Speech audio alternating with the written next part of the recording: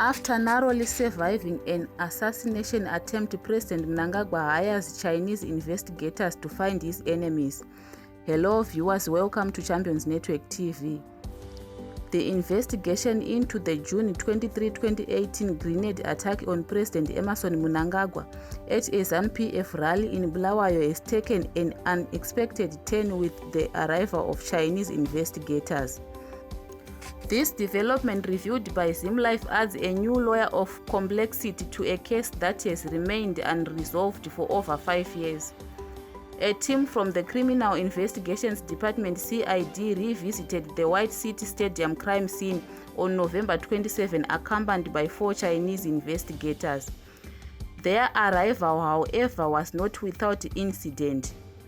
A brief standoff ensued with Bulawayo City Council security guards who initially refused entry due to a lack of prior clearance from City Hall.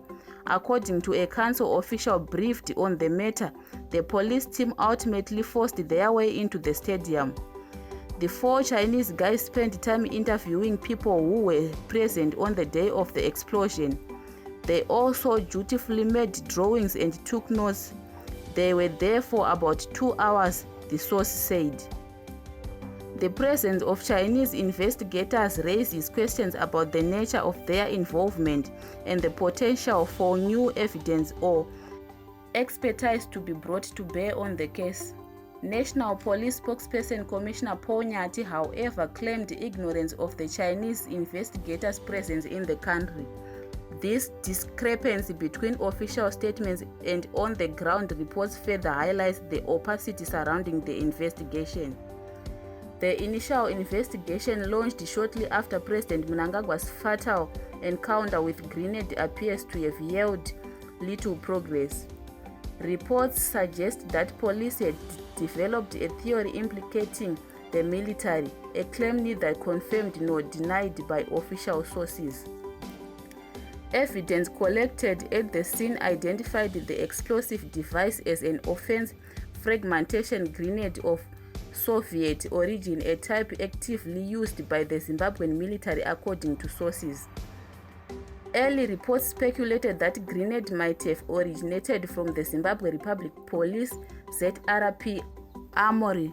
However, it was quickly established that ZRP had disposed of its grenade stocks in the late 1980s, effectively ruling out that possibility. The explosion occurred just meters from President Mnangagwa and other ZANU-PF VIPs as they were leaving the stadium. 2 aides of Vice President Constantino Chiwenga and Kembo Mohadi were killed in the blast, while Mohadi himself suffered leg injuries and received treatment in South Africa alongside several other survivors, including Defense Minister Opa Mchinguri. In the aftermath of the attack, President Mnangagwa, speaking to the BBC on June 27, 2018, expressed his suspicion that loyalists of former President Robert Mugabe and his wife Grace were responsible.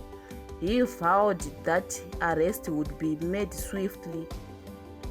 Later in August 2018, addressing ZANU-PF parliamentary candidates, Mnangagwa stated, "We now have the knowledge on who did it. We want the current electoral process to pass, then we will deal with that matter."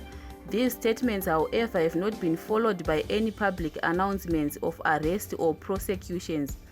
This year, in July, President Mnangagwa ordered a comprehensive review of several security breaches targeting him and his family, including the reopening of the stalled White City Stadium investigations.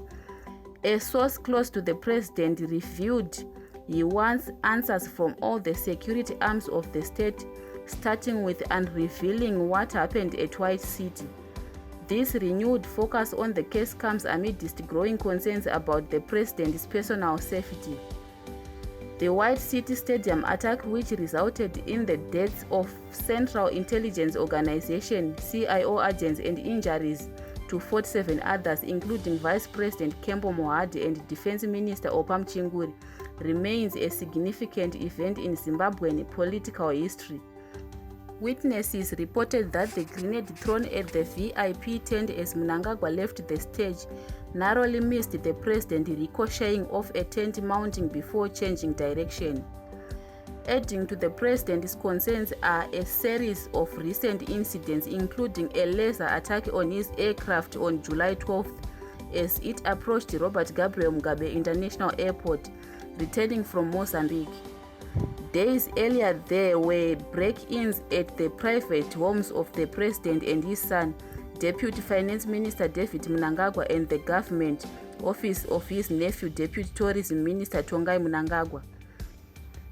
A match bomb scare at Victoria Falls International Airport, forcing Mnangagwa to abort landing due to an emailed threat from someone identifying themselves as John Doe, further heightened security concerns. A South African man found with